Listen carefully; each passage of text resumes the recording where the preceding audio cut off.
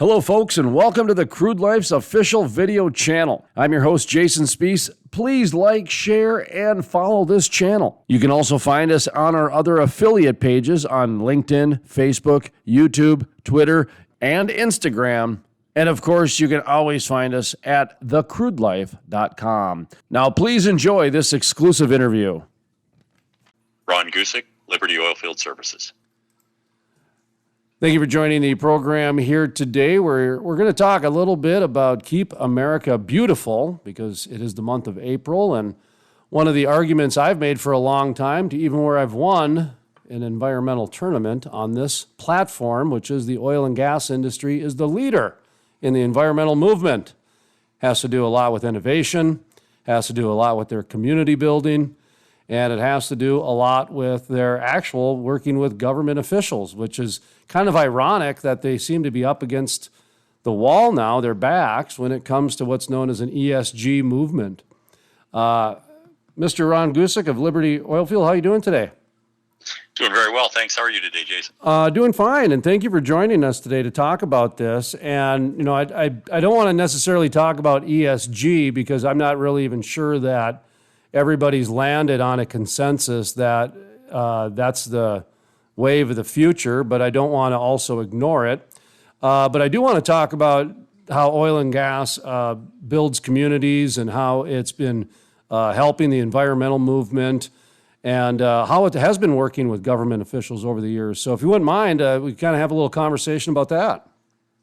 That sounds great. I certainly think a little bit to be determined how that plays out in the future. But, I think regardless of what metrics we end up measuring ourselves on as an industry, I know oil and gas are going to play a big role in our world for a long, long time to come. And I think we have a responsibility as an industry to produce every molecule of oil and gas as cleanly and efficiently as we can, with consideration for what that means for the cost of energy. It is the enabler of life as we know it today. And while there are solutions to all kinds of things, at the end of the day, we need energy to be a sustainable resource for all of us. And so we have to find that balance. One of the things that we've embraced here at the Crude Life, and one of the Bakken barbecues example that comes to my mind because it's coming up in a few months, is, it's open to the public.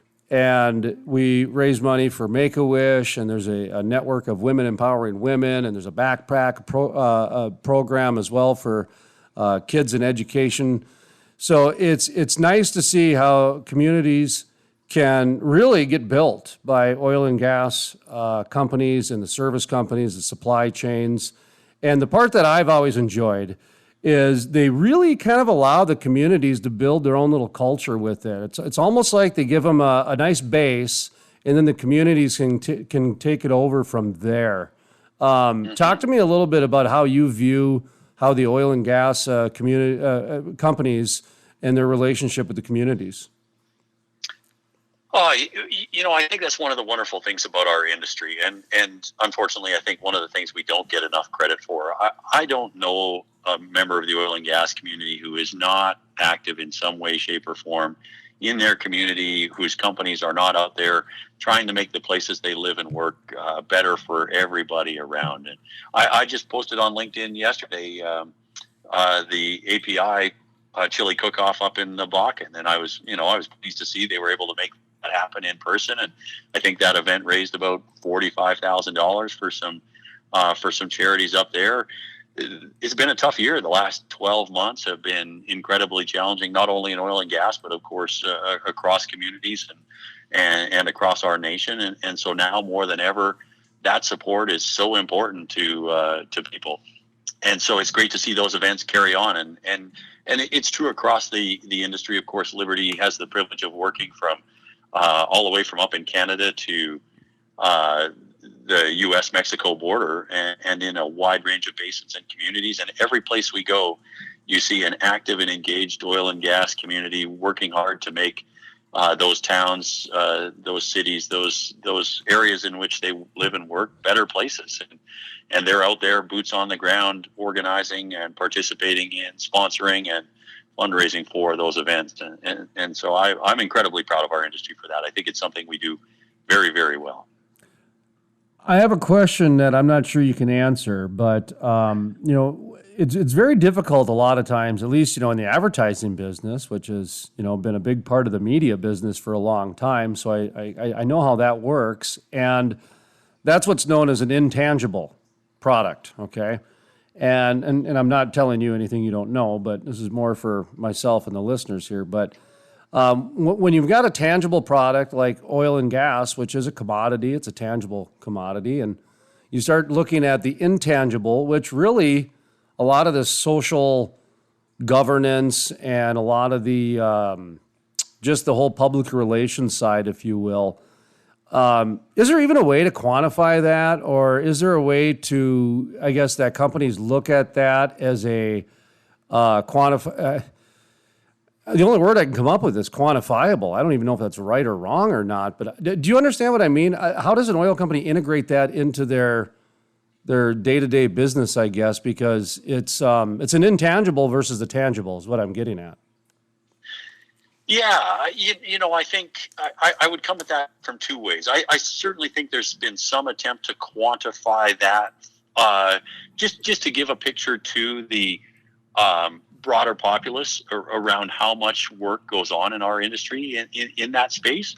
And so I know, for example, the Colorado Oil and Gas Association here has worked to bring together all of that data and try to summarize it at a high level, just to try to, to use your word, quantify that impact in Colorado and the communities that we work in. So I know there are some attempts to do that from an external standpoint. It's difficult, and then exactly what happens with that data, does it get consumed by people? Does it translate into benefit for our industry in terms of better perception or acceptance of our industry in a place like Colorado? I don't know. That's a tough thing.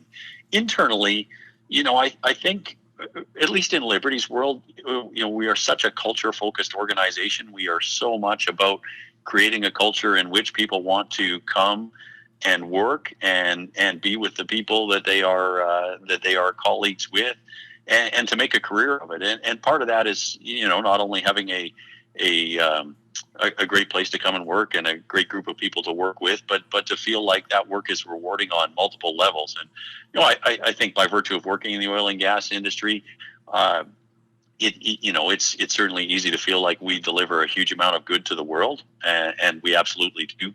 But it's fantastic to be able to layer on top of that the ability to give back to the community. And so we've just made that an important part of our organization.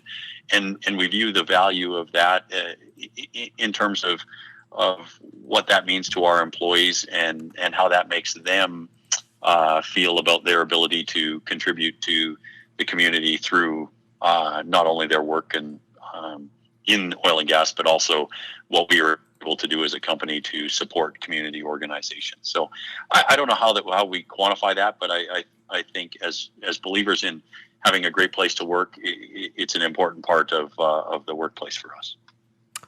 It's complex, is what I'm hearing, and actually what I wrote down in my notes was amount of resources put into efforts, and really that's what we're talking about here. Is that there's a lot of resources that get put into turning on the light switch.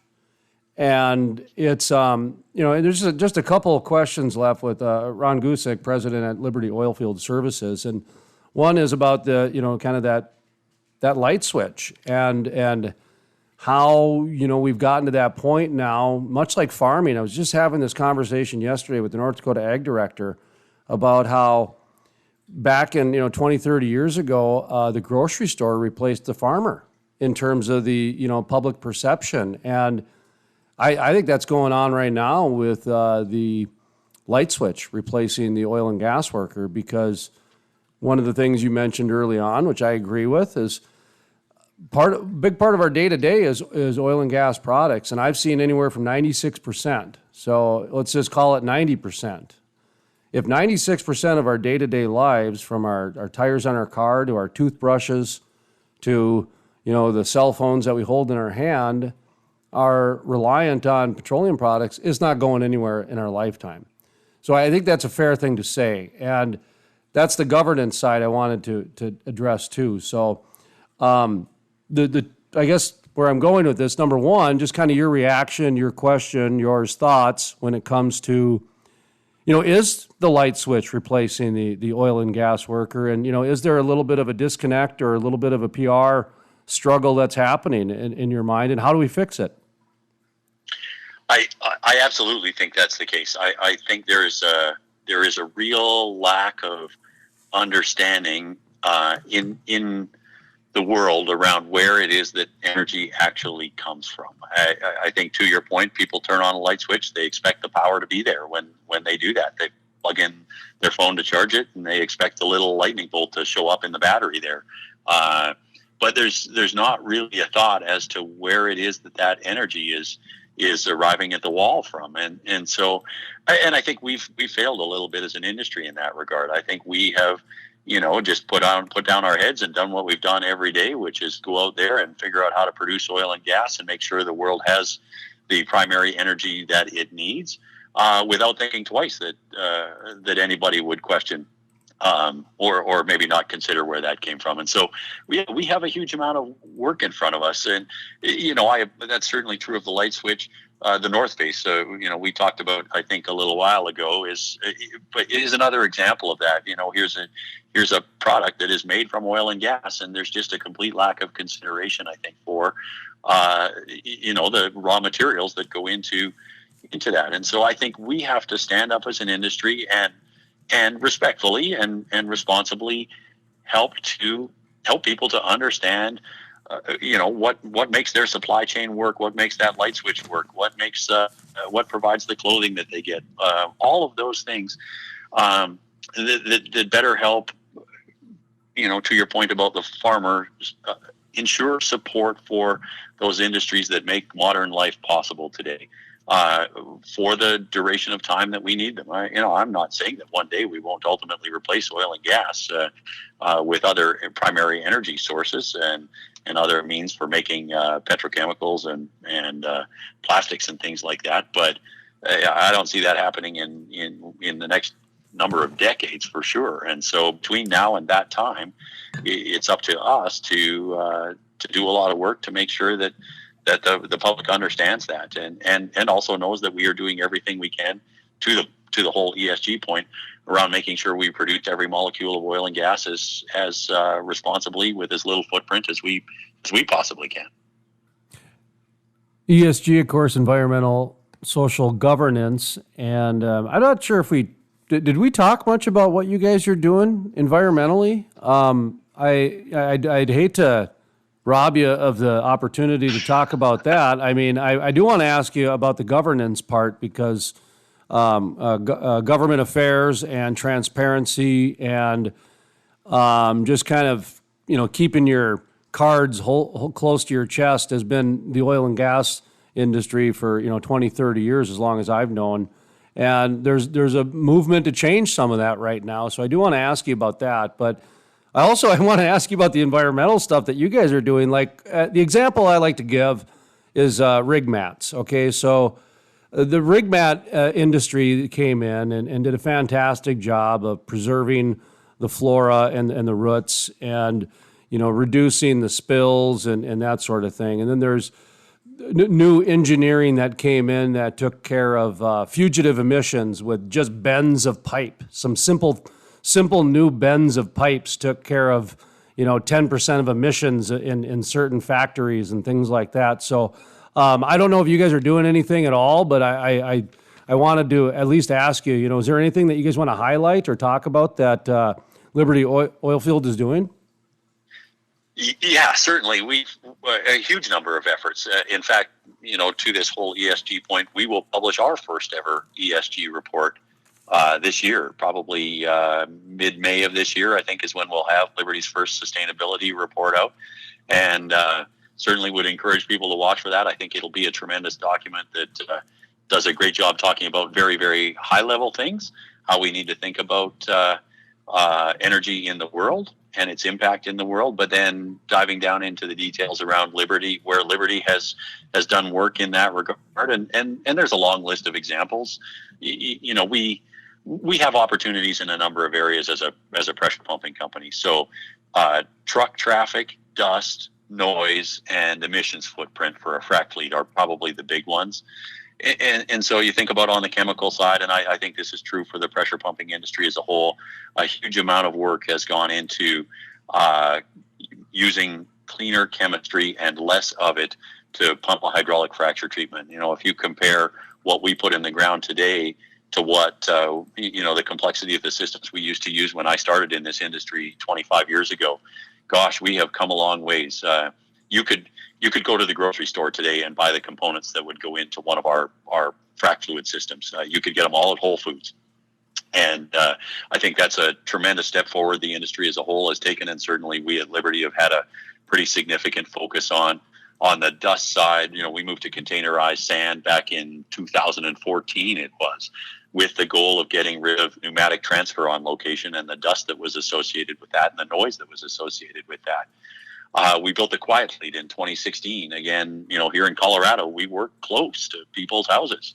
The offset has increased a little bit, but it was 500 feet for the longest time. And so we felt it was incumbent upon us to do what we could to reduce impact on those folks whose residences happened to be near a large pad we would be working on. And so we embarked on a 2-year effort to lower the noise level of a frac fleet, and ultimately got to a place where at 500 feet away, you could listen to the birds chirping and not a frac fleet pumping. And emissions, of course, has been a work in progress for the industry as a whole. I think this, certainly very true in pressure pumping. We take a large amount of horsepower out to location. And, when Liberty started, that was a Tier 2 diesel asset. That moved to Tier 2 dual fuel in 2013, the ability to consume or substitute some amount of that diesel for natural gas. In 2018, Tier 4 diesel. So a meaningful reduction, I think probably a 10x reduction in NOx emissions versus Tier 1 technology, and certainly more efficient. And then ultimately in 2019 came Tier 4 biofuel capability, which drives the substitution levels for to displace diesel with gas up to 75 or 80%. And next is electric. Of course, we're hard at work on an electric frac fleet, in which case we'll be generating power with natural gas only, and we'll deliver what we believe will be the lowest emissions frac fleet ever put in the field. That's probably due out commercially next year sometime. We're in test with those assets right now. And so, at a high level, those are some of the things going on. But yeah, there's a huge amount of work that's taken place in this industry over the last decade. Certainly in the time Liberty's been around, that I think have made our industry dramatically better. The list is probably even longer on the E&P side.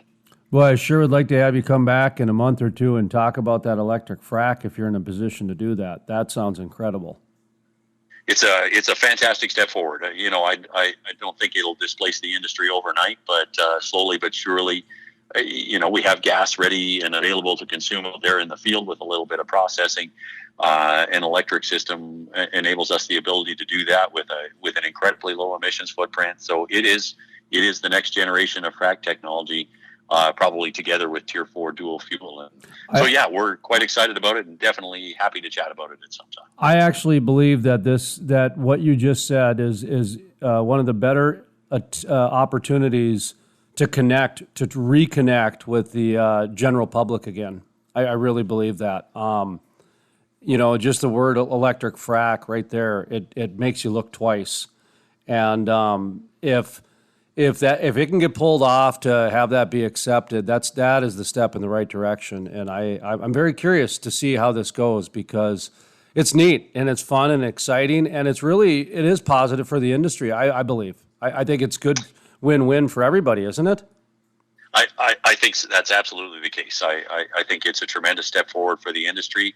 There's a lot of work to be done to get to deploying that system out in the field, but there are some out there already, and the industry continues to advance that technology. But yeah, there will be a time down the road where the lion's share of the assets running out in the field, whether that's a rig or a wireline unit or a frac fleet or whatever, will be driven by electricity, and to some extent that will be pulled off the grid, which of course offers us a path to electricity produced at scale. And in the cases where that's not possible, that electricity will be generated on location, but still represents a meaningful step forward from an emissions footprint standpoint. Well, when I saw, and I'm not going to get too far off base here because I'm taking a look at the clock, and I appreciate the time you've given us, but that, when the Tesla movement happened and the cars, electric cars, when I think I read that at 1 year, 90% of the Tesla batteries in Nevada came from natural gas, the electricity.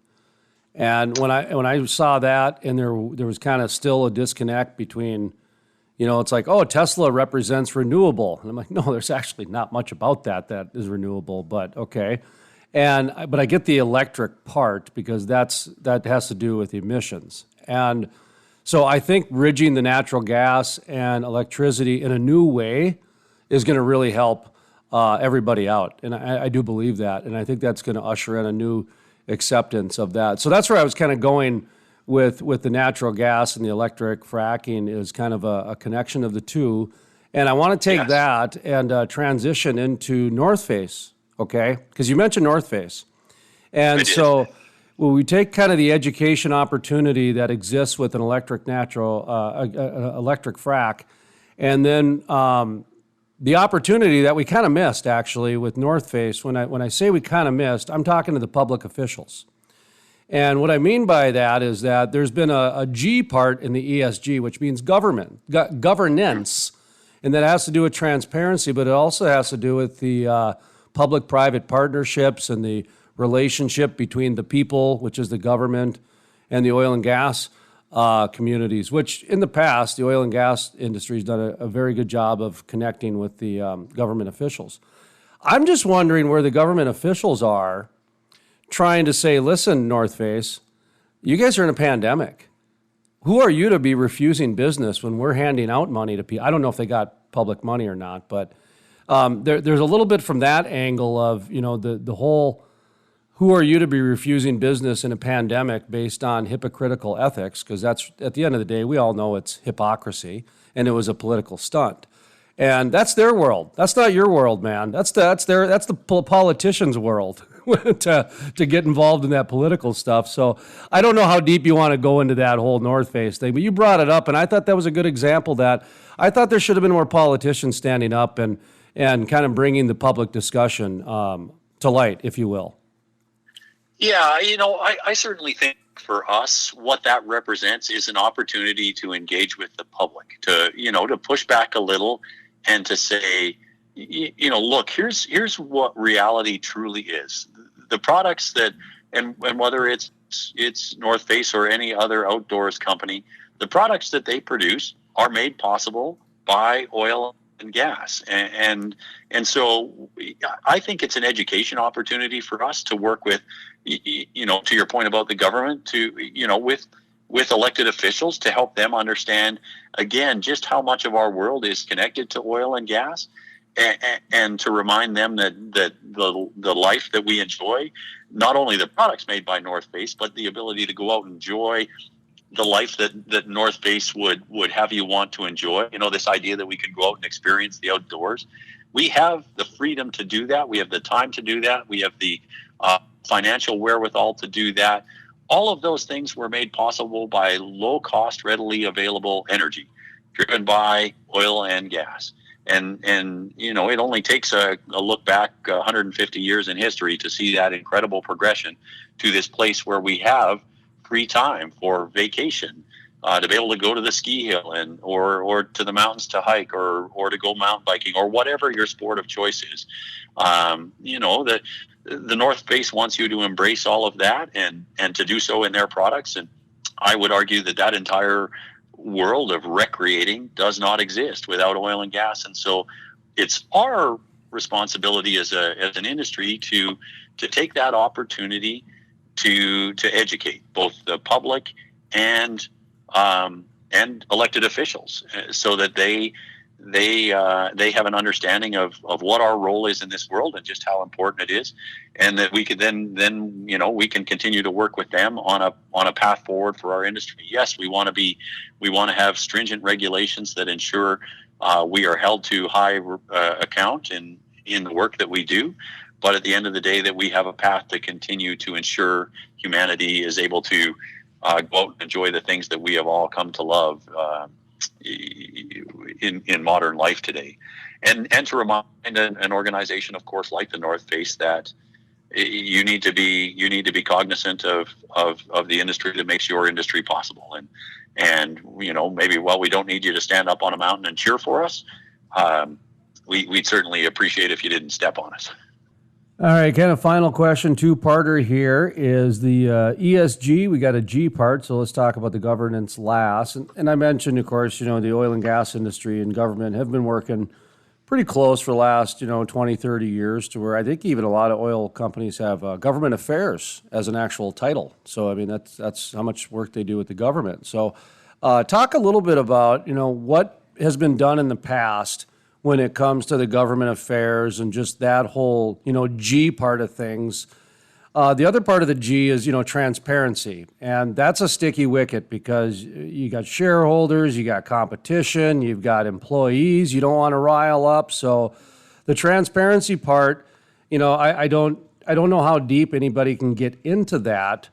So I just wanted to mention that because so many people are using that as a finger-pointing moment on things. And I just like to be clear that it's not as easy as people think to be transparent, because people jump to conclusions very easily in today's world. So I just wanted to focus on what you guys have been doing from the government, affairs, and then what's next? What do you want people in the industry to know, that, hey, we're going to keep doing the same thing, or this is what we're going to do going forward when it comes to the G part of the ESG or government affairs. Does that question make sense? Yeah, sure does. Okay. And to your point, definitely a couple of components to that. Of course, there is the governance side of things. How it is that we run our business and the transparency around how that is done. I think we've built a business that is aimed to be incredibly transparent from that standpoint from the get-go.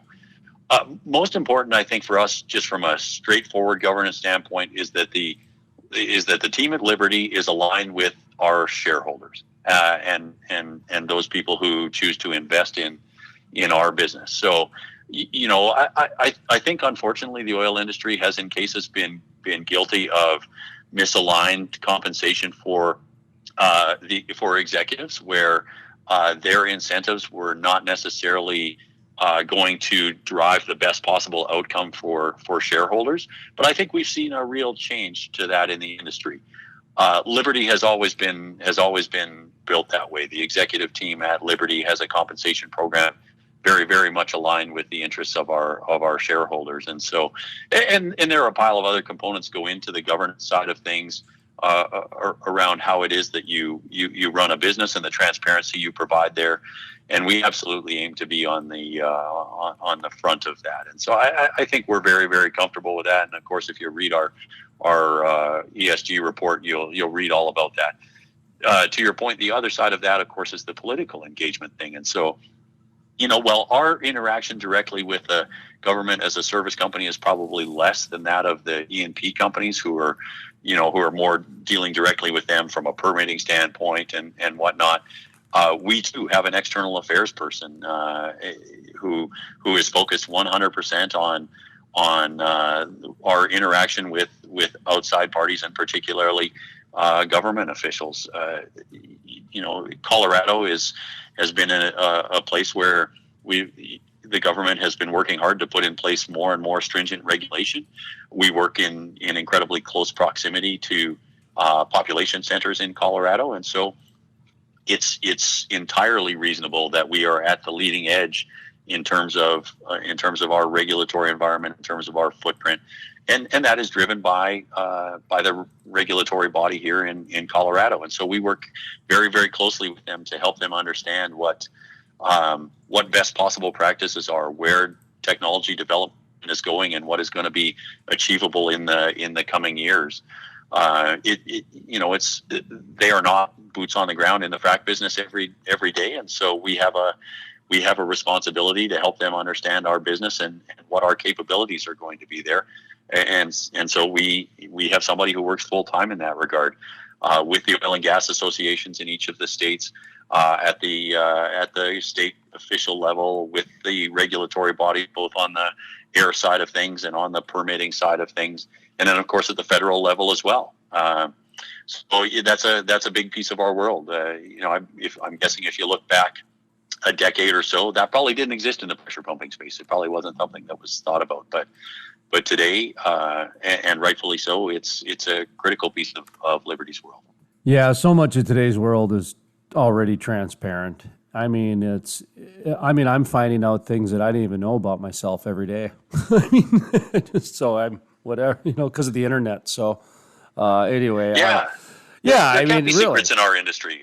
We need to be open and transparent about what happens on a location each and every day. And there's no reason for us to keep that stuff behind the curtain. We are transparent about the chemical systems we use, and that information is fully reported now.